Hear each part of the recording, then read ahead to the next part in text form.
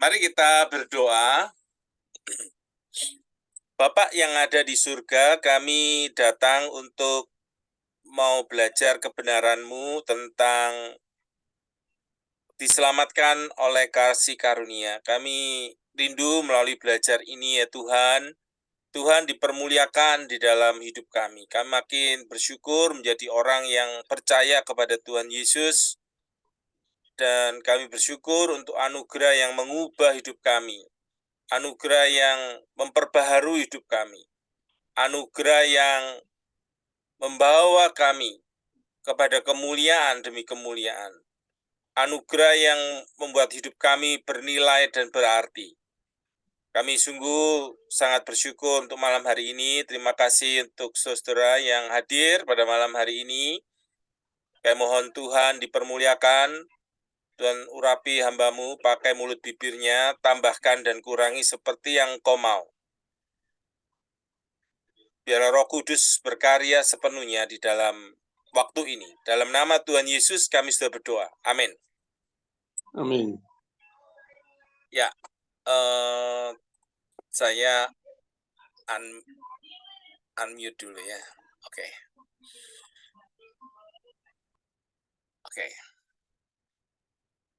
Hari ini kita akan belajar tentang diselamatkan oleh anugerah yang diambil dari buku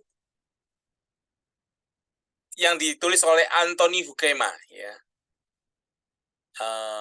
Buku ini sangat baik sekali. Buku ini sangat memberkati. Dan buku ini betul-betul membuat kita makin mengerti bahwa anugerah Tuhan itu sangat luar biasa. Ya, jadi saya tuh makin kagum melihat karya penyelamatan Tuhan yang begitu besar. Oke. Nah, ini bukunya yang Anthony Huckema, ini orangnya ya. Beliau penulis buku yang sangat bagus. Dia adalah profesor emeritus teologi sistematika di Calvin Theology Seminary. Ya, jadi diselamatkan oleh anugerah ini merupakan buku ketiga dari satu seri eksposisi topik-topik dalam teologi reform ya, The Bible and the Future tahun 1979, itu bicara tentang eskatologi. Created in God Image itu antropologi ya, tentang manusia. Lalu Saved by Grace, ini tentang soteriologi yang dikarang di tahun 1989. Semuanya sudah diterbitkan dalam bahasa Indonesia oleh penerbit Momentum. Nah, kita mau melihat ya, jadi kalau boleh dan melihat bahwa cerita-cerita pengalaman kehidupan ini ya, saya ingin sharingkan saya sendiri mengenal Tuhan itu di umur 17 tahun. Saya diajak oleh kakak perempuan saya untuk ke gereja. Kemudian sebelum itu hidup saya itu hidup yang gelap ya, yang rusak dan hidup yang mengikuti orang lain melakukan apa saya ikut begitu ya. Orang lain melakukan sesuatu yang salah, saya ikut. Jadi hidup yang ikut-ikutan ya, tidak punya prinsip, tidak mengerti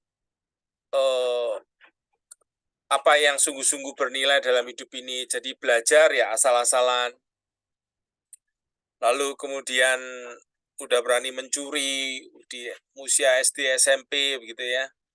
Udah berani melakukan hal yang tidak benar. Banyak dosa yang sudah dilakukan.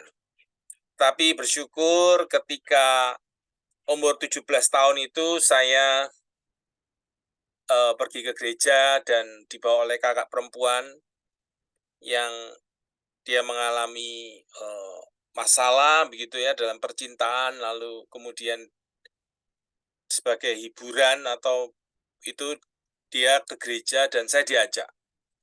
Saya ingat kami naik becak ya ke GKI Residen Sudirman di depan Kristus Raja waktu itu. Nah, di situ saya beribadah dan di situ mengenal Tuhan. Ya, dalam proses itu boleh menerima Tuhan Yesus menjadi Tuhan dan Juru Selamat. Nah, saya melihat anugerah Tuhan ini sangat besar, ya, karena itu mengubah hidup saya, mengubah masa depan, ya, mengubah tujuan hidup, mengubah dengan siapa saya bergaul, ya. Kalau yang dulu dengan orang-orang yang negatif, yang maksudnya membawa kepada hal-hal yang tidak baik, tapi bergaul kemudian setelah mengenal Tuhan itu kepada orang-orang yang makin hari makin kepada orang-orang yang membawa saya makin mengenal Tuhan, gitu. Nah, kalau melihat kisah-kisah yang lain adalah kisah-kisah Rasul Paulus, ya, sebelum diselamatkan itu dia adalah seorang yang mau membunuh orang Kristen, ya, mau memenjarakan orang Kristen, tapi suatu waktu dia boleh Tuhan Yesus boleh datang kepada dia melalui terang dan dia boleh melihat dan mendengar suara Tuhan Yesus itu. Dan di situ kemudian Paulus bertobat, ya. Setelah Paulus bertobat, dia menjadi orang yang aktif mengabarkan Injil. Dia menjadi orang yang aktif melayani, memuridkan, ya, bahkan menuliskan tulisan-tulisan yang luar biasa yang betul-betul menjadi berkat, ya, bagi gereja. Dan tulisan-tulisannya sangat banyak sekali dan sangat berpengaruh. Nah, kita mau melihat, ya, tentu banyak kesaksian, ya, saudara-saudara sekalian, kalau manusia ini yang yang mengenal Kristus, yang bertemu dengan Kristus, mereka itu diubahkan, ya. Pada intinya adalah kalau kita boleh mengerti anugerah Tuhan yang besar itu, yang menyelamatkan manusia itu, maka kita makin bersyukur, ya, betapa indahnya menjadi orang yang percaya. Nah, kita mau melihat materi ini, ya. Soteriologi itu adalah bicara tentang konsep keselamatan, ya. Konsep keselamatan reform itu memiliki banyak konsep dengan konsep-konsep keselamatan Injili yang lainnya, ya. Tapi ada penekanan-penekanan yang seperti ini. Pertama, faktor utama yang menentukan siapa yang akan diselamatkan dari dosa itu bukan keputusan orang yang bersangkutan, bukan keputusan kita manusia, melainkan adalah kedaulatan anugerah Allah, ya. Meskipun manusia juga punya peranan yang signifikan dalam proses itu, tetapi yang menentukan adalah Allah sendiri. Jadi penerapan keselamatan kepada umat Allah berakar dari ketetapan kekal Allah, ya, sebelum dunia ini dijadikan. Di mana berdasarkan itu, ia telah memilih umatnya untuk beroleh hidup yang kekal. Bukan berdasar kebaikan manusia itu, tapi semata-mata berdasarkan kerelaan kehendaknya. Kemudian walaupun semua orang yang mendengar berita Injil diundang untuk menerima Kristus dan keselamatannya, dan dengan sungguh-sungguh dipanggil untuk menerimanya, tetapi anugerah Allah itu yang menyelamatkan itu tidak bersifat universal, ya, tetapi partikuler, artinya tertentu saja. Kasih karunia keselamatan Allah itu dikhususkan kepada kaum pilihan Allah saja. yang mereka yang telah dipilihnya di dalam Kristus untuk beroleh keselamatan. Jadi artinya kalau kita sudah percaya Kristus, sungguh ini anugerah Allah yang sangat besar. Ya, jadi ketika Allah menentukan kita untuk percaya Kristus, ini sungguh sesuatu yang sangat mahal. Ya. Di sini memang kita tidak bisa menentukan, manusia tidak bisa menentukan siapa yang dipilih Allah dan siapa yang tidak. Bagian kita adalah bagian kita adalah manusia yang punya tugas ini adalah kita memberitakan kabar baik itu kepada sebanyak mungkin orang yang kita temui. Ya, kita tidak bisa tahu siapa yang Tuhan pilih, tetapi kalau orang itu dipilih oleh Allah, pasti orang itu diselamatkan Allah. Jadi justru kalau kita tahu bahwa kita sudah dipilih oleh Allah dan diselamatkan Allah, kita bisa biar hidup ini menjadi hidup yang penuh ucapan syukur. Kita tidak mengomel, tidak menggerutu meskipun hidup ini berat, banyak penderitaan. Kita tidak menjadi orang yang mudah putus asa, ya. Apapun yang terjadi, kita mau mentaati Tuhan dan mengasihi Tuhan, hidup dalam iman, kita percaya saja, karena Tuhan sudah pilih kita. Ini betul-betul anugerah yang sangat besar, anugerah Tuhan, ya. Karena anugerah keselamatan Allah adalah efektif dan tidak akan hilang, ya. Akan tetapi hal ini bukan berarti orang-orang percaya jika dibiarkan sendiri tidak akan pernah menjauh dari Allah. Tetapi apa yang dimaksudkan adalah bahwa Allah tidak akan membiarkan kaum pilihannya kehilangan keselamatan mereka. Karena itu jaminan rohani orang-orang percaya tergantung terutama kepada pegangan Allah terhadap mereka dan bukannya atas pegangan mereka kepada Allah. Jadi pada bagian ini betul-betul satu penghiburan yang besar buat kita orang percaya, karena anugerah Allah itu yang membuat manusia sekali kita menjadi miliknya, selama-lama miliknya. Ya, kita tidak akan berubah status lagi, ya. Walaupun penerapan keselamatan dalam diri umat Allah meliputi berbagai aspek kehendak dan karya manusia, ya, selain regenerasi dalam pengertian sempit, akan tetapi penerapan ini adalah terutama karena karya Roh Kudus. Jadi di dalam anugerah keselamatan itu pribadi yang sangat berperan, ya, pribadi Allah ketiga, pribadi Allah Roh Kudus itu, ya, pribadi ketiga dari Allah Tritunggal. Kalau kita boleh melihat urdu keselamatan, ya, semacam gambaran keselamatan daripada kita manusia adalah kita ini boleh mengalami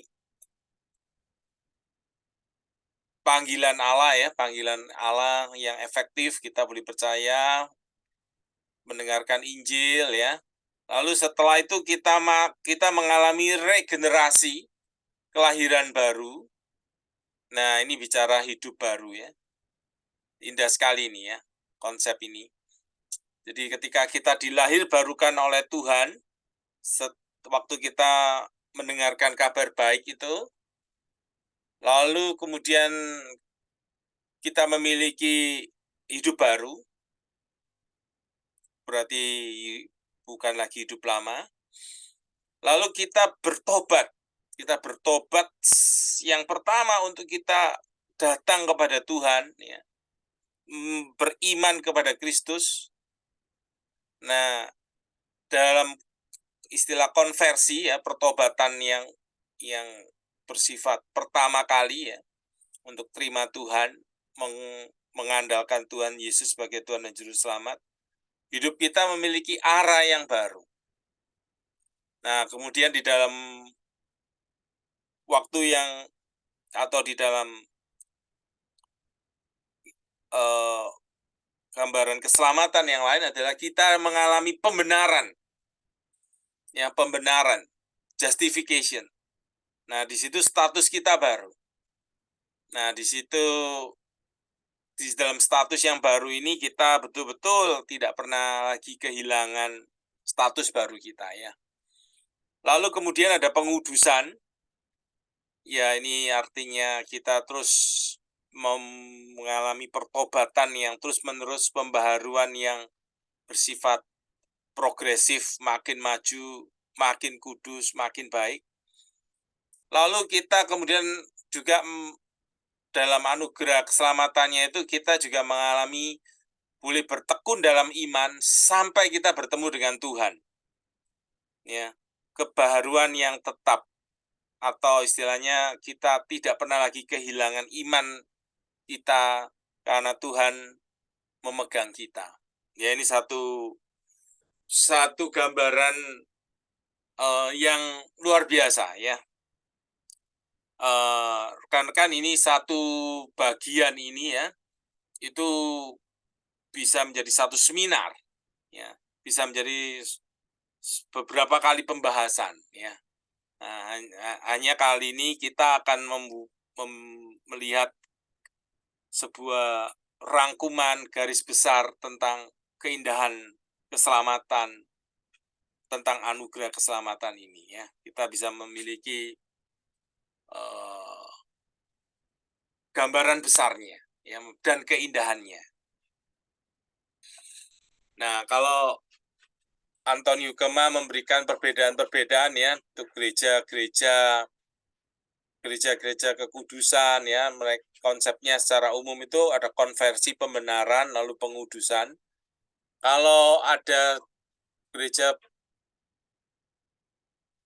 Pentakosta ya, gereja Pentakosta itu yang sebagian besar adalah konsepnya konversi, pembenaran, lalu ada baptisan Roh Kudus. Lalu di beberapa gereja Pentakosta yang lain, konversi ke pembenaran, pengudusan, ada baptisan Roh Kudus. Ini sedikit gambaran perbedaan, tapi intinya kita bisa tahu kalau kita orang reform atau orang-orang yang ini adalah kita ketika kita percaya itu kita sudah mengalami baptisan Roh Kudus.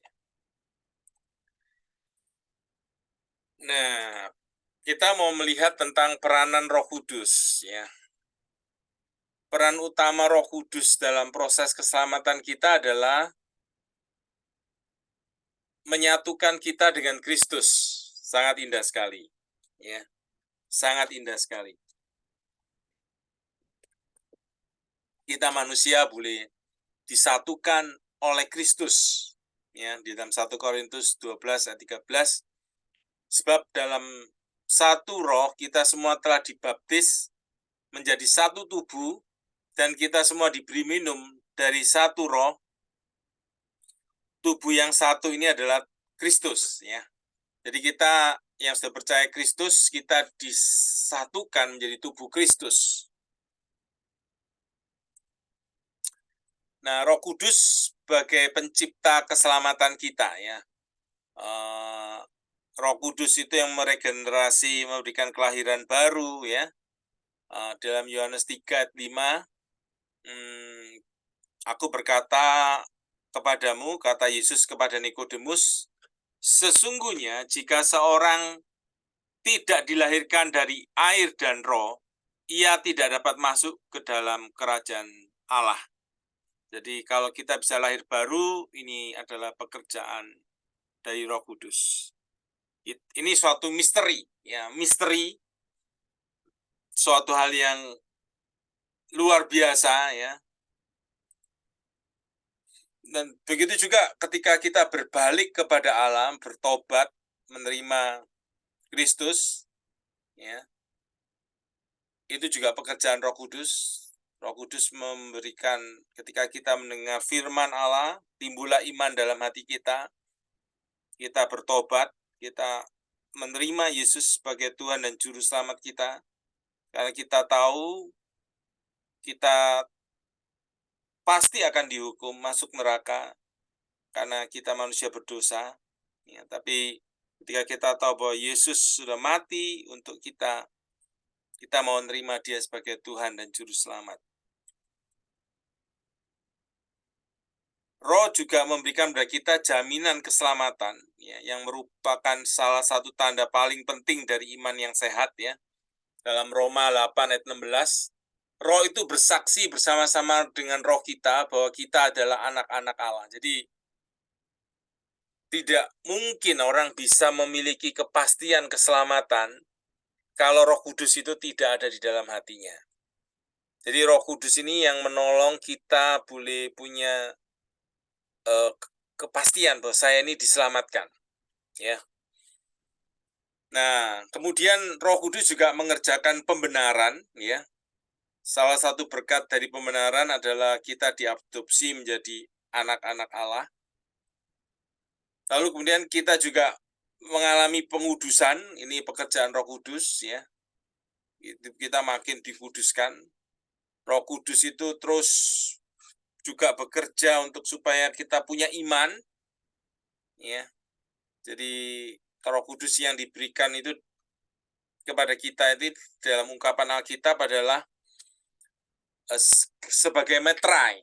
Ya, metrai itu artinya sudah kita milik Allah. Sekali kita milik Allah, selama-lamanya Roh Kudus itu tidak akan pernah diambil dari hidup kita. Ya, jadi ini sungguh berbeda dengan konsep Armenian yang metrai itu bisa hilang, keselamatan itu bisa hilang, tapi dalam konsep reform, ya, tangan Allah yang kuat itu memegang kita sehingga kita boleh tetap percaya beriman. Ya, Roh Kudus itu menjadi satu jaminan bahwa kita pasti diselamatkan. Sekarang kita masuk kepada kesatuan dengan Kristus, ya. Apa itu kesatuan dengan Kristus, ya? Dampak kesatuan dengan Kristus itu apa? Ya, kesatuan dengan Kristus itu memang adalah rancangan Allah kepada kita ini sejak dari permulaan sebelum dunia ini dijadikan.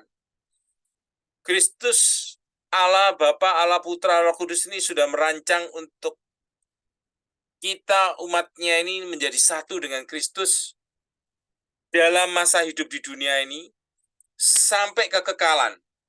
Ya, jadi memang pada waktu sebelum dunia dijadikan, kita memang manusia belum ada. Tapi pada waktu itu sudah ada rancangan di dalam Allah yang Maha Tahu itu sudah merancangkan siapa-siapa yang Allah mau satukan dengan Kristus.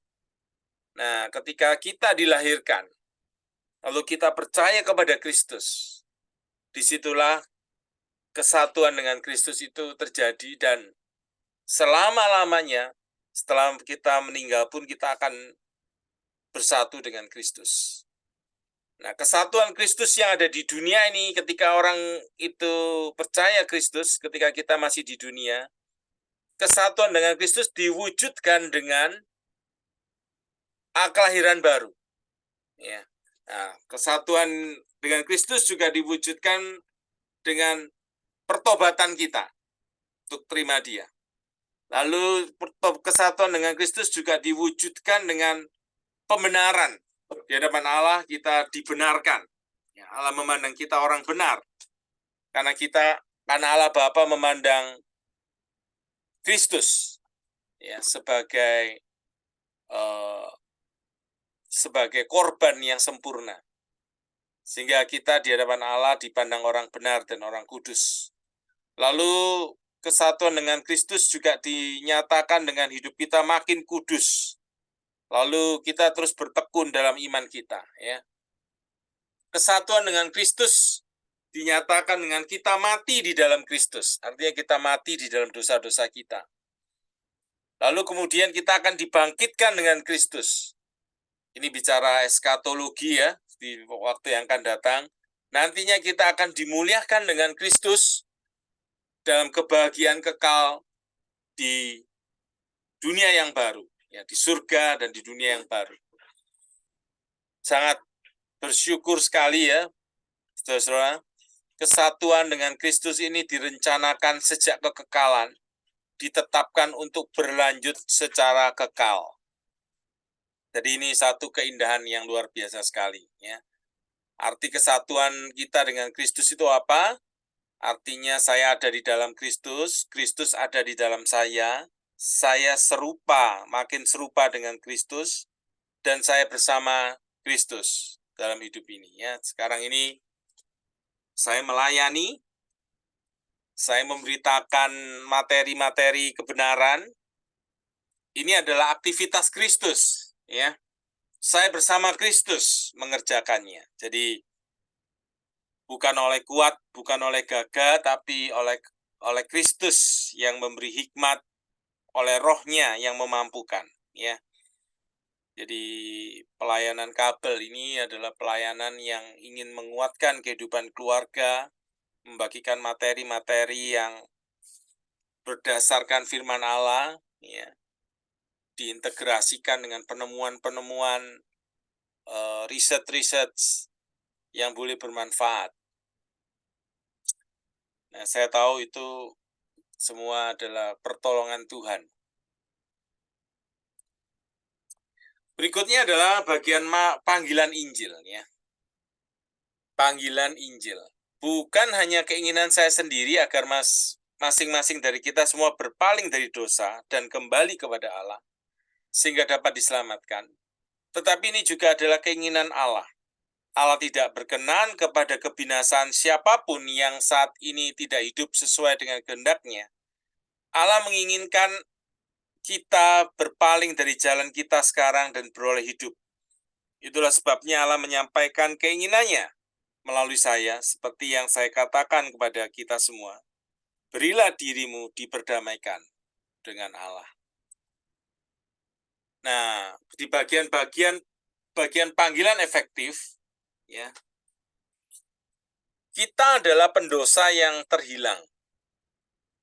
Kita mati di dalam dosa.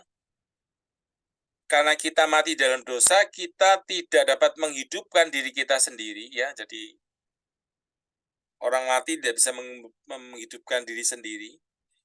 Karena kita mati di dalam dosa. Telinga kita menjadi tuli terhadap panggilan Injil. Mata kita menjadi buta terhadap cahaya Injil. Kita memerlukan suatu mujizat. Dan mujizat itu terjadi ketika Allah dengan anugerah-Nya yang luar biasa, melalui Roh-Nya, memanggil kita percaya kepada Kristus. Ya. Memanggil kita dari kematian rohani kepada kehidupan rohani. Dari kegelapan rohani kepada terangnya yang dahsyat. Nah, panggilan ini efektif. Manusia yang dipanggil oleh Kristus ini boleh percaya kepada Kristus. Ya, ini luar biasa sekali. Kita boleh hidup dalam kehidupan rohani, ya. Dari kematian rohani, artinya kita tidak meresponi hal-hal rohani itu menjadi hal yang penting, tapi sekarang kita menganggap kehidupan rohani itu menjadi hal yang sangat penting. Dari kegelapan kepada terang yang dahsyat, ya. Sungguh sangat indah, teman-teman, ya. Kalau kita hidup di dalam terang. Coba bayangkan kalau di sini gelap, ya, pasti akan sangat terganggu. Tapi kalau ada terang, itu ada keindahan, ada kecerahan, ya, ada yang bisa dikerjakan. Setelah kita dihidupkan secara rohani, kita dapat terlibat aktif kembali dalam proses keselamatan kita, ya.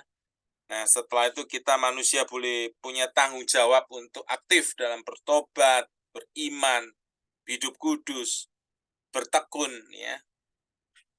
Tapi di awal proses ini, di mana kita masih mati secara rohani, kita perlu terlebih dahulu dihidupkan secara rohani, ya.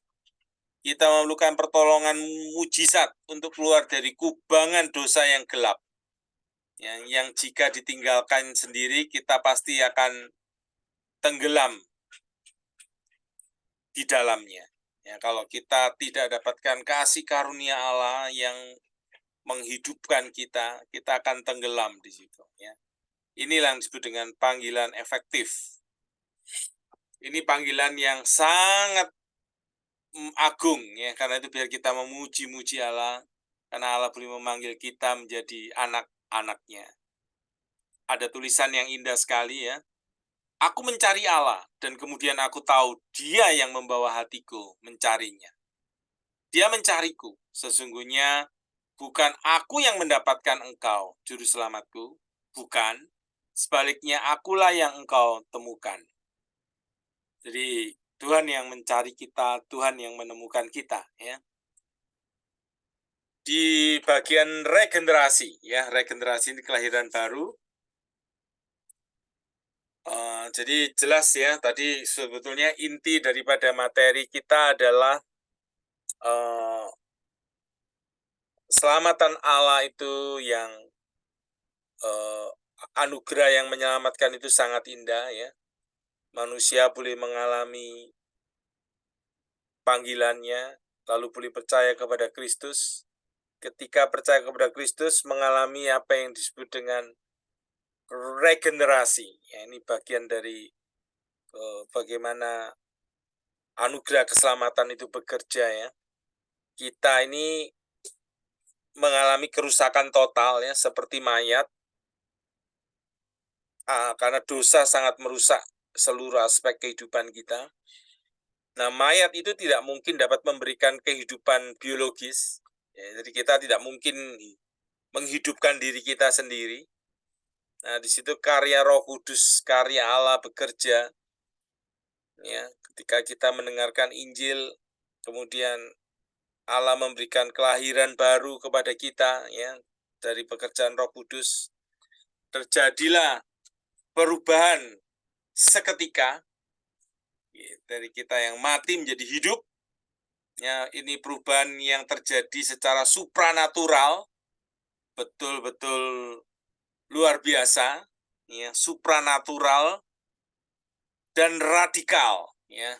Perubahan yang radikal karena akan mempengaruhi seluruh pribadi kita, ya, dari kita manusia yang buta lalu melihat, ya. Di situ kita tersadar seperti yang tadi saya sharingkan, kehidupan saya dulu sangat rusak, ya, sangat bodoh, melakukan hal-hal yang sangat memalukan, ya.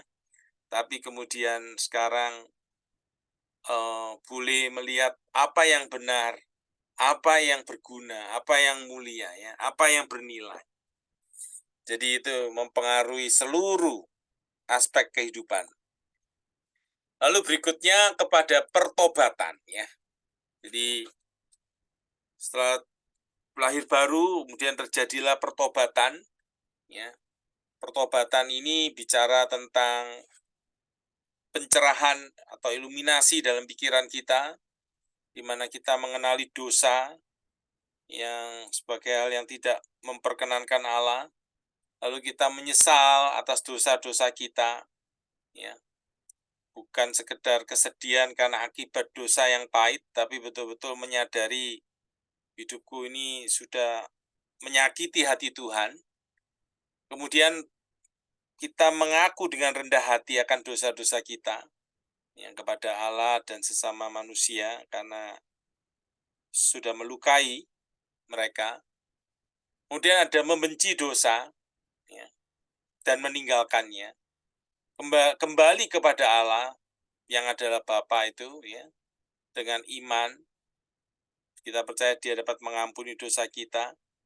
Lalu kemudian bersukacita penuh di dalam Allah melalui Kristus. Kemudian ada kasih yang murni kepada Allah dan sesama, ya, dan serta ada kesukaan di dalam melayani Allah. Jadi ini gambaran pertobatan, ya. Ada satu yang bersifat lagi pertobatan yang kalau konversi itu sekali, ya, percaya kepada Kristus, tapi yang berikutnya ini pertobatan itu bicara tentang terus-menerus, ya. Dalam hidup kita ini kita bertobat terus-menerus, ya, karena kita masih hidup di dalam kedagingan. Saya masih jatuh di dalam dosa misalnya. Setelah percaya Kristus masih bergumul dengan pornografi, ya. dan jatuh bangun, dan terus bergumul ya, dan bisa menang, dan saya tetap perlu berhati-hati sampai sekarang, karena masih bisa jatuh di dalam dosa-dosa pornografi dan dosa-dosa yang lainnya. Ya, jadi kalau jatuh cepat-cepat bertobat ya, karena karya Kristus itu sudah mengampuni semua dosa saya.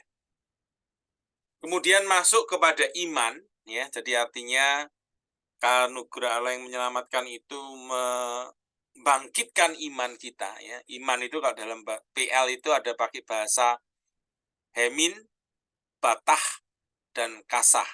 Hemin itu artinya mempercayakan diri pada seseorang, bata itu bersandar kepada, dan kasa itu artinya mencari perlindungan. Itulah iman. Ya. Dan iman ini kita boleh pakai ya untuk dalam segala hal ini kita manusia butuh iman. Ya, saya duduk di kursi ini butuh iman bahwa saya percaya kursi ini kuat. Ya. Nah, dalam segala aspek kehidupan mari kita pakai iman kita. Ya. Iman itu apa?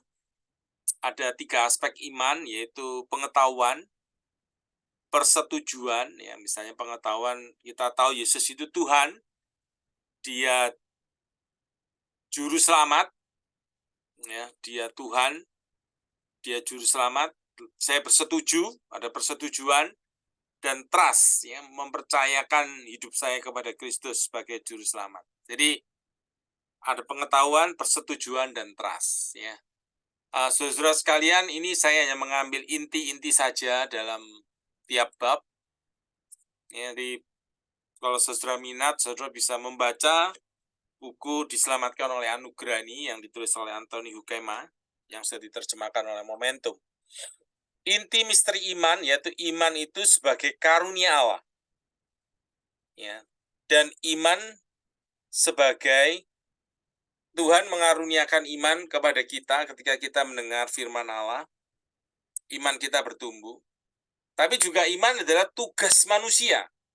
Belajar percaya kepada Allah, Allah akan menolong, Allah akan mencukupkan, Allah akan memampukan, Allah akan memimpin masa depan kita. Ya, jadi itu bagian dari iman.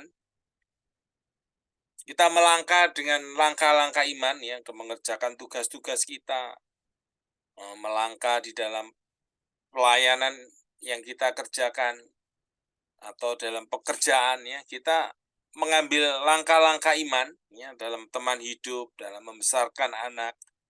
Dalam iman itu bisa kita pakai di dalam seluruh aspek. Ya, jadi kita jangan biarkan iman itu kita tidak pakai ya, karena iman itu mengalahkan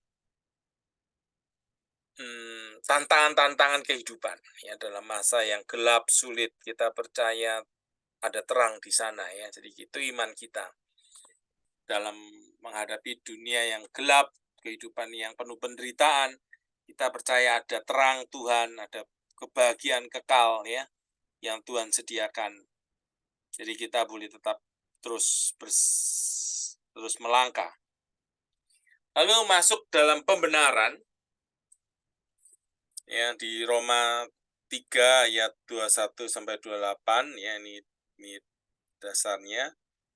Dibicarakan dasar bagi pembenaran adalah karya pendamaian Yesus Kristus ya, apolutrosis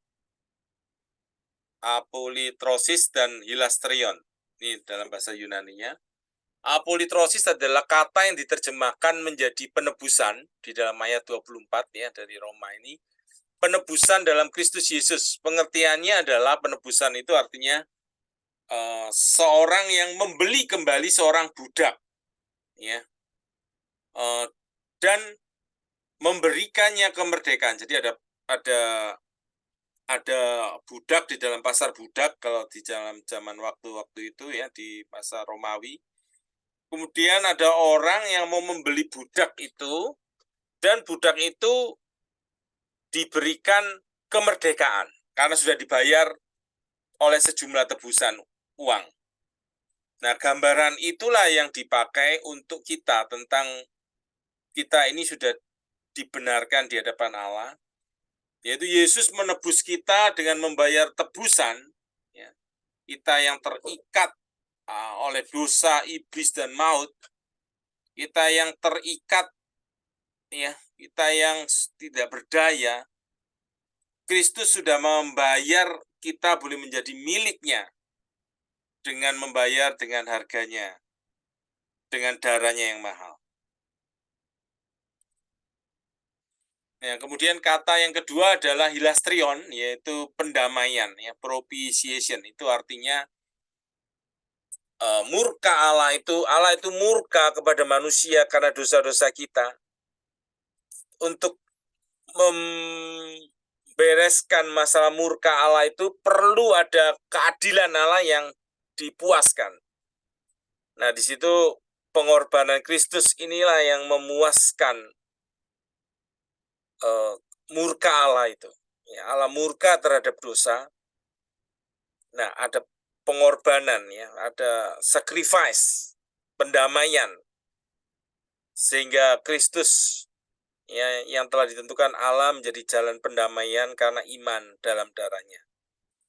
Jadi saya pernah melihat kisah film dari Papua, ya, tentang anak pendamaian, dua suku yang berkelahi, dua suku di Papua sana berperang begitu, kemudian banyak korban jiwa, ya, dari kedua belah pihak, sampai akhirnya ada satu anak dari suku yang satu ditukarkan anak suku yang lain, ya, itu menjadi anak pendamaian, ya. Jadi itu akhirnya suku yang bertikai itu tidak lagi bertikai lagi.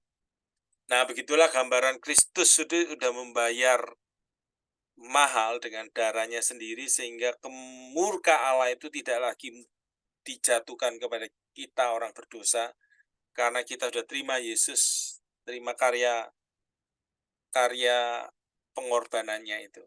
Ya, itu sudah memuaskan untuk Allah tidak menjatuhkan murkanya kepada kita. Nah, berikutnya adalah kita mengalami pertobatan, ya. Lalu kemudian kita mengalami pengudusan. Pengudusan itu artinya kita dimampukan hidup berkenan kepada Allah, ya. Kita dikuduskan dengan sarana kebenaran, firman Allah, ya. Kita dikuduskan dengan sarana iman, ya. Jadi mari kita pakai iman kita di dalam setiap langkah-langkah kita. Polanya Allah menguduskan ini, pertama Allah sendiri yang menguduskan kita, ya, untuk serupa seperti Kristus. Allah campur tangan sepenuhnya menolong kita, membebaskan kita.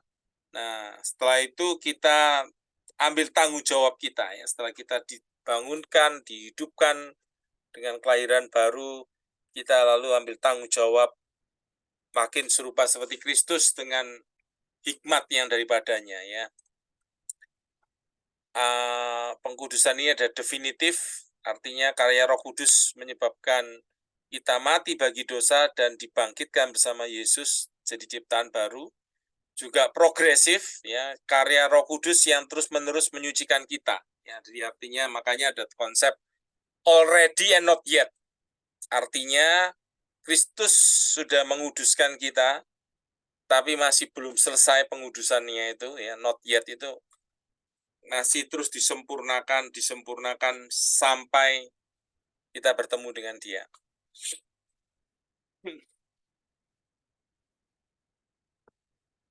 Di sini ada tanggung jawab manusia untuk taat, ya, untuk aktif. Lalu berikutnya ini bagian yang terakhir, ya, di materi ini, yaitu ketekunan orang-orang percaya, ya. Jadi dalam Yohanes 10 ayat 28, ya, ada firman Tuhan. Nah, ini suatu waktu ada seorang pendeta yang mengunjungi jemaatnya yang sakit, ya. Jemaat itu berkata, "Pak Pendeta, saya ini makin lama makin lemah. Iman saya juga lemah. Saya takut saya ini nanti akan kehilangan iman." Lalu pendeta itu berkata, apa yang menjaga kita aman sampai akhirnya itu bukanlah pegangan kita kepada Kristus. Dia mengatakan begitu ya kepada jemaatnya. Melainkan pegangan Kristus terhadap diri kita. Dan puji Tuhan, dia tidak akan pernah melepaskan kita. Nah, satu ayat paling indah yang mendeskripsikan jaminan kekal orang-orang percaya sejati adalah 1 Petrus 1 ayat 3-5. Terpujilah Allah dan Bapa Tuhan kita Yesus Kristus yang karena rahmat-Nya yang besar telah melahirkan kita kembali oleh kebangkitan Yesus Kristus dari antara orang mati kepada suatu hidup yang penuh pengharapan untuk menerima suatu bagian yang tidak dapat binasa, yang tidak dapat cemar, dan yang tidak dapat layu, yang tersimpan di surga bagi kamu, yaitu kamu yang dipelihara dalam kekuatan Allah. Karena imanmu sementara kamu menantikan keselamatan yang telah tersedia untuk dinyatakan pada zaman akhir. Ya, tadi di dalam ayat ini boleh dikatakan yaitu kamu yang dipelihara dalam kekuatan Allah. Ya.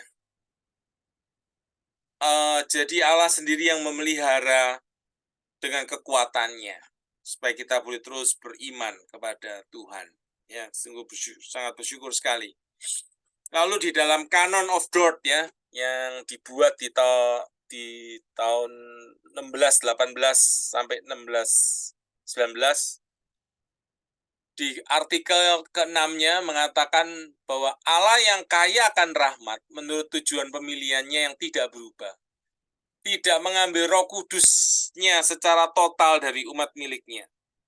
Bahkan ketika mereka gagal secara menyedihkan, Allah juga tidak membiarkan mereka terjatuh demikian jauh, sehingga mereka membatalkan anugerah adopsi dan kondisi pembenaran mereka, atau membiarkan mereka melakukan dosa yang membawa kepada kebinasaan, ya. Dosa terhadap Roh Kudus, dan mencampakkan mereka dengan benar-benar ditinggalkannya olehnya ke dalam kebinasaan kekal.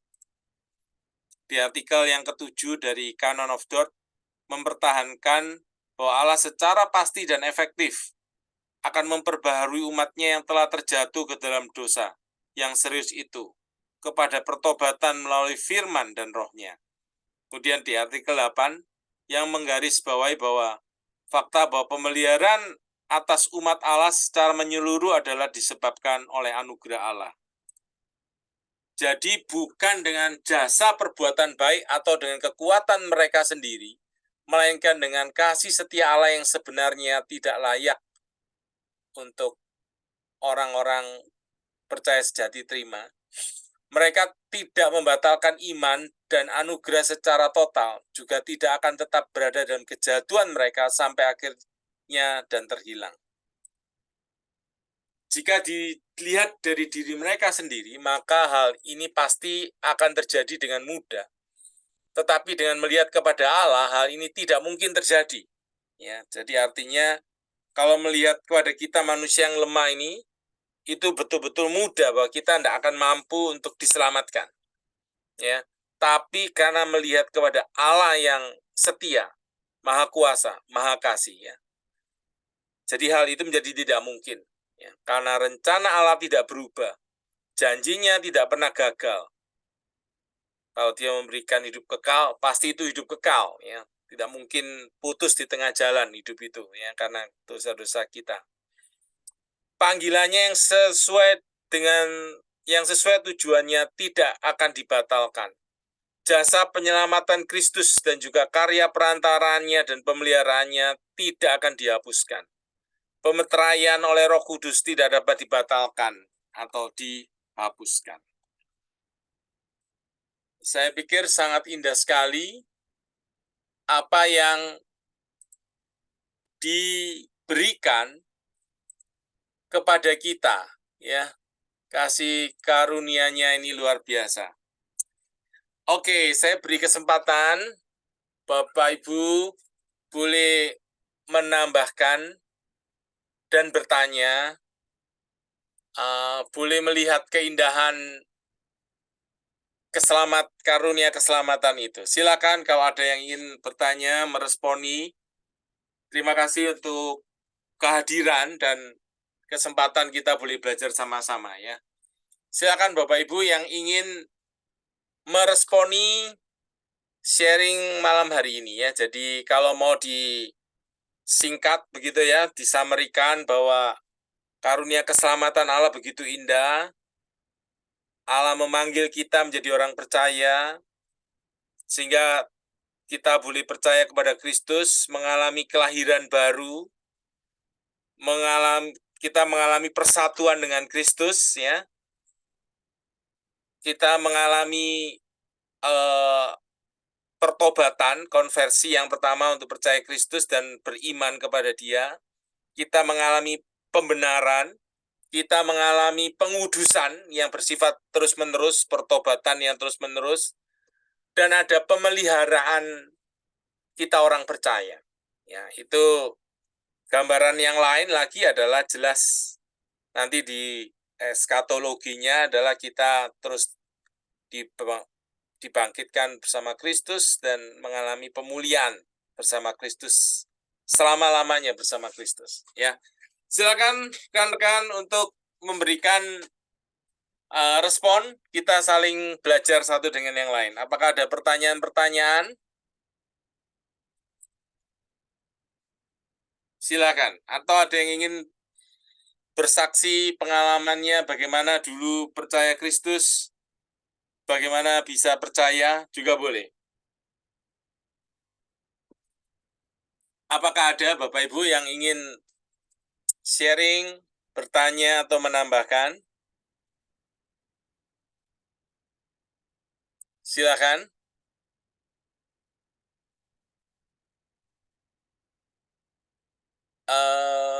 Sudah bisa untuk unmute kan ya? Silakan. Kalau ada yang ingin mau menambahkan atau ingin memberikan masukan, kita sama-sama saling belajar. Silakan. Apakah ada Bapak Ibu?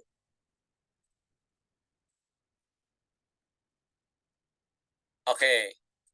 Ada pertanyaan ini ya. Silakan, saya tak lihat chat. Oke, ini ya, ada tokoh kampung Islam yang bertanya apa maksud dari God is love. Bagaimana menjelaskannya? Ya, silakan kalau ada Bapak Ibu yang ingin mau meresponi ada pertanyaan ini ya. Apa itu artinya God is love? Ya. Bagaimana dengan bentar ini ya. Kalau ada dari Matius 7 ayat 21 sampai 23. Ya, silakan Bapak Ibu ada yang mau meresponi dulu. Kalau ada yang bertanya God is love ya. Silakan. Apakah ada? Sebentar.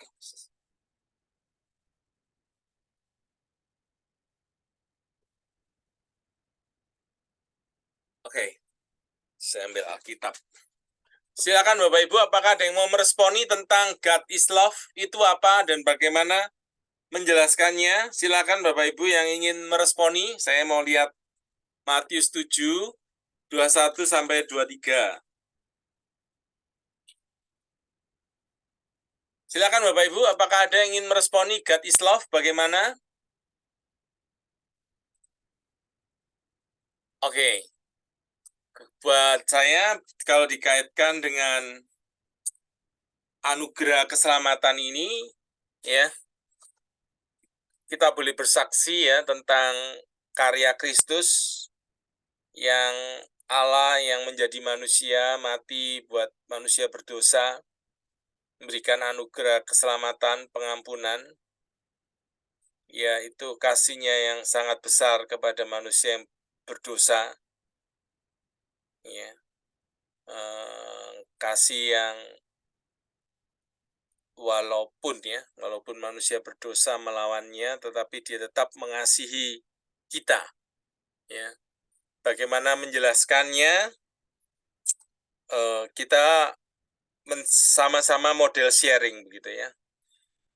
Model sharing Silakan, kalau saya biasanya bicara dengan tokoh Islam, yang baru ini saya bicara dengan seorang dosen agama Islam, PhD, lulusan S3 dari Sudan.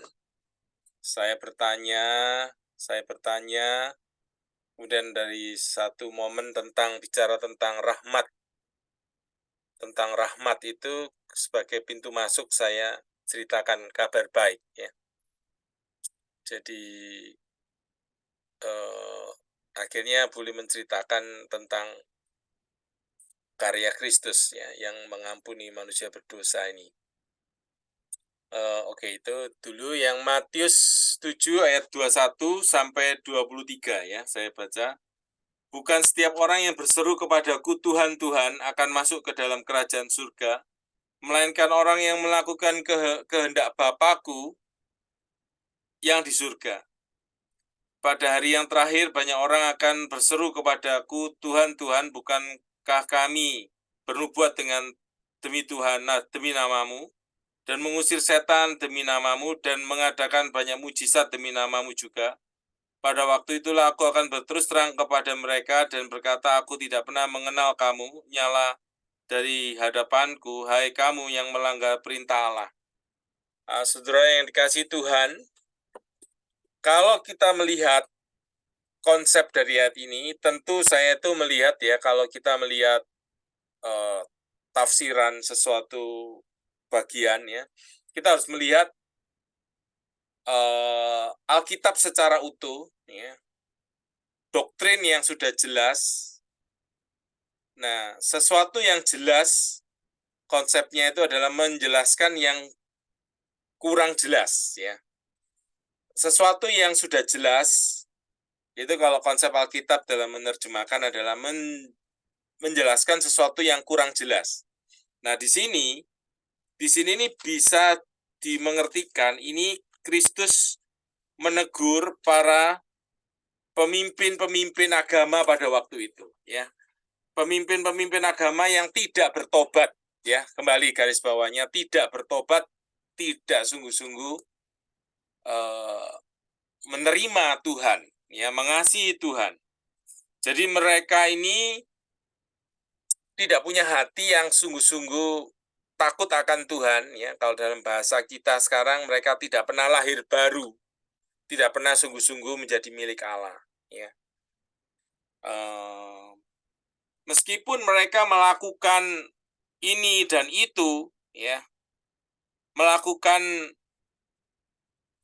apapun, tetapi mereka tidak pernah sungguh-sungguh bertobat, ya. Kalau dalam bahasa kita sekarang, kalau orang itu biar pelayanan di gereja, menjadi hamba Tuhan, menjadi guru teologi, tapi dia tidak pernah sungguh-sungguh menerima Yesus sebagai Tuhan dan Juru Selamat, karena memang ada dosen-dosen teologi yang tidak mengaku Yesus itu Tuhan dan Juru Selamat, ya, tapi mereka menjadi dia doktor, dia secara keilmuan itu bisa mendapatkan doktor, dosen, begitu ya, mengajar, tapi tidak pernah sungguh-sungguh menerima Kristus, tidak pernah sungguh-sungguh percaya kepada kebangkitan Kristus. Ya, mereka tidak diselamatkan. Ya, jadi artinya, atau misalnya orang tidak pernah sungguh-sungguh percaya kepada Kristus, ya mereka tidak diselamatkan, biarpun mereka adalah hamba Tuhan, atau biarpun mereka majelis, biarpun mereka orang Kristen, tapi tidak pernah sungguh-sungguh lahir baru, ya mereka tidak akan pernah diselamatkan. Jadi intinya adalah ayat ini bicara tentang orang-orang yang tidak pernah sungguh-sungguh menerima Tuhan di dalam hidupnya, begitu ya. Jadi artinya kalau kita sudah sungguh-sungguh terima Tuhan dalam hati kita, menerima Yesus sebagai Tuhan dan Juru Selamat, kita pasti diselamatkan, itu yang pertama. Status kita adalah orang dibenarkan, status baru itu tidak akan pernah berubah. Bahwa kita anak Allah, status itu tidak akan pernah berubah sampai kita mati pun. Ya, karena yang memegang Allah, yang memegang kita, kalau ada jabat tangan ya, Bapak Ibu, jabat tangan seperti begini, satu mewakili Tuhan, satu mewakili diri kita ya. Kalau kita tidak setia, tangan kita satu tidak setia ya. Oke. Tangan satu kita tidak setia, tapi tangan Tuhan itu setia. Dia tidak pernah melepaskan kita. Ya, jadi kita boleh percaya Bapak Ibu bahwa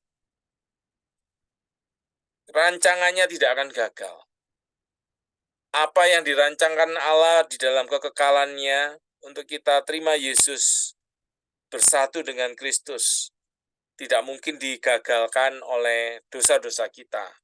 Tidak mungkin digagalkan oleh kelemahan-kelemahan kita.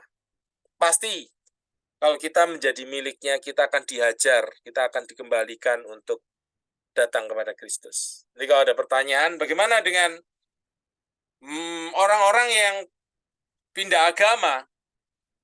Ada kemungkinan seperti ini. Yang pertama, suatu hari Tuhan akan bawa mereka untuk datang kepada Kristus.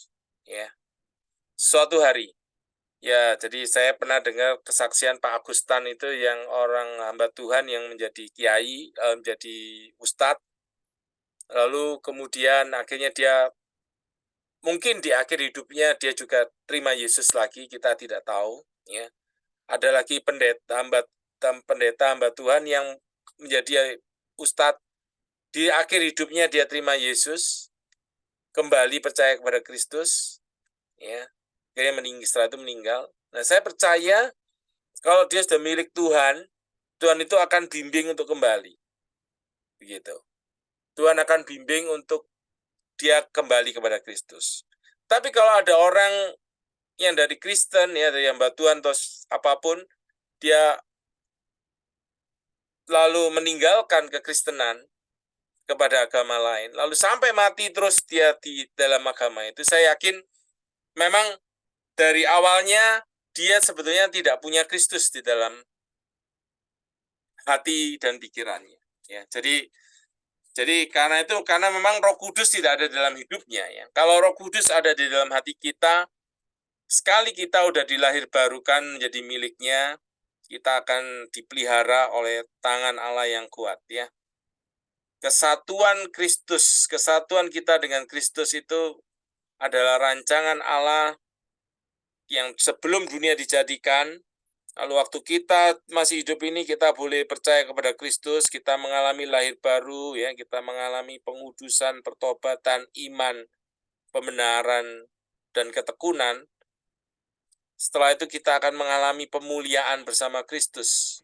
Nah, di situ memang inilah memang rancangan Allah untuk kita mengalami kesatuan terus bersama Kristus. Ya, jadi tidak akan mungkin gagal kesatuan kita dengan Kristus tidak mungkin digagalkan kalau memang itu kita udah menjadi miliknya, ya. Kita memiliki status yang baru, hidup yang baru, arah yang baru, pembaharuan yang terus-menerus, pembaharuan yang tetap, ya, dalam ketekunan orang percaya. Begitu. Silakan, ada yang mau meresponi? Silakan Bapak Ibu. Apa ada yang mau menambahkan dan meresponi? Silakan.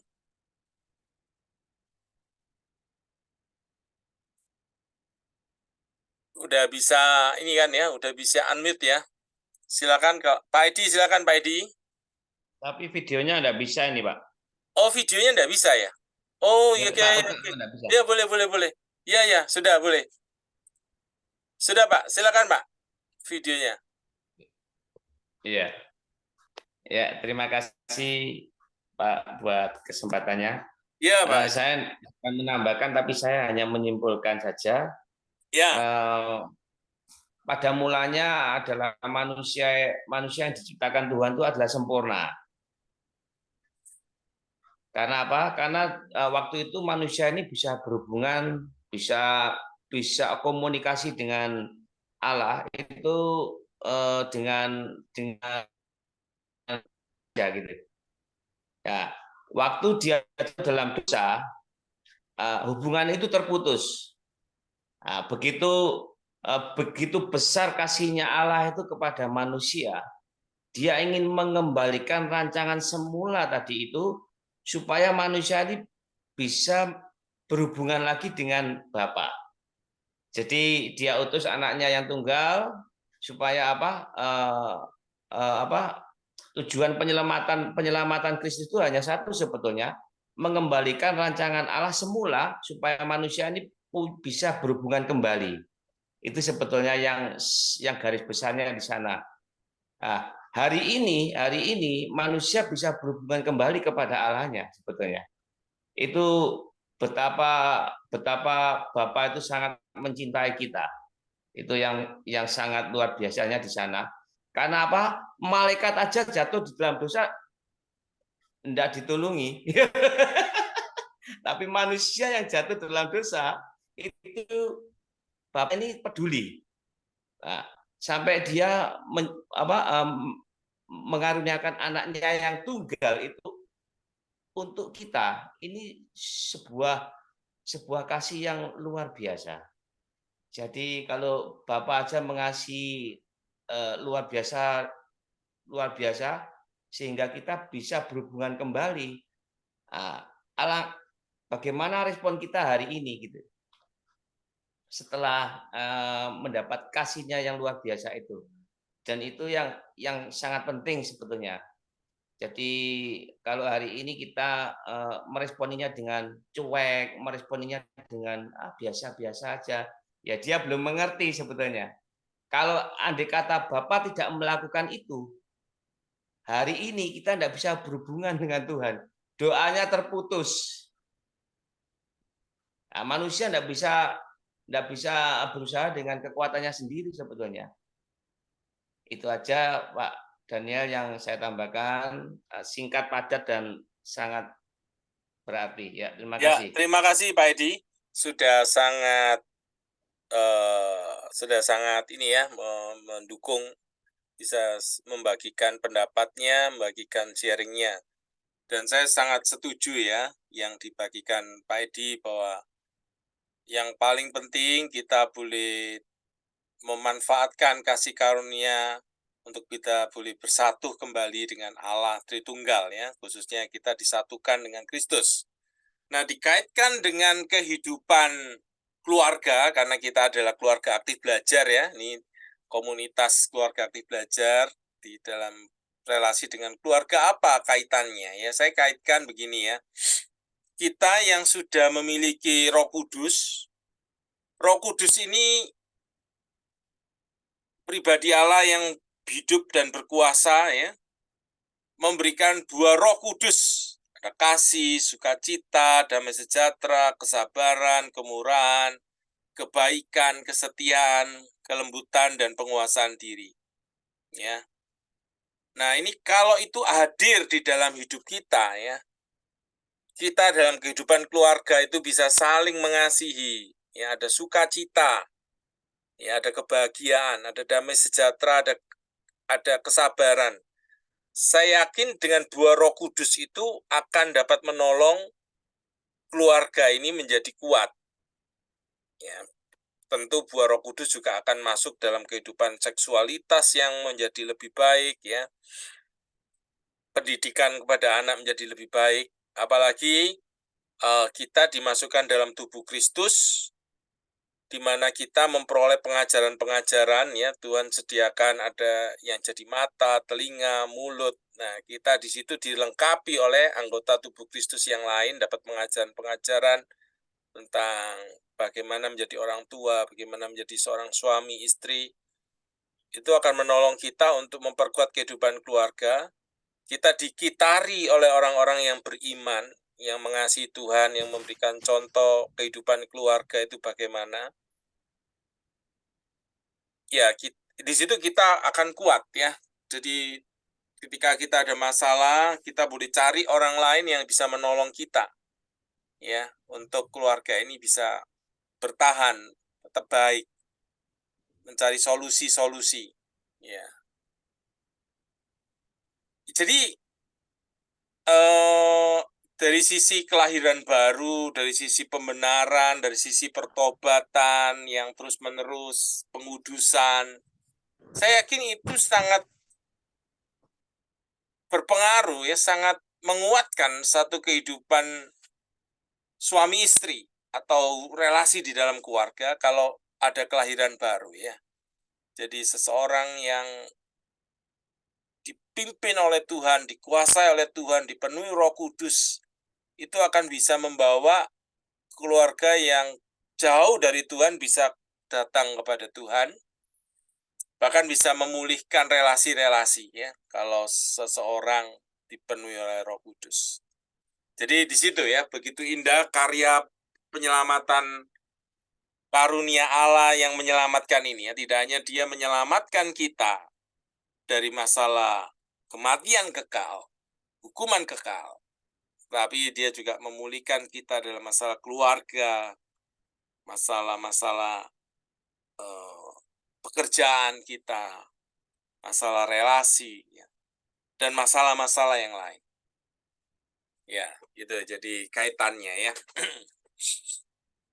Ya, ada lagi kah yang ingin memperlengkapi, bertanya, silakan.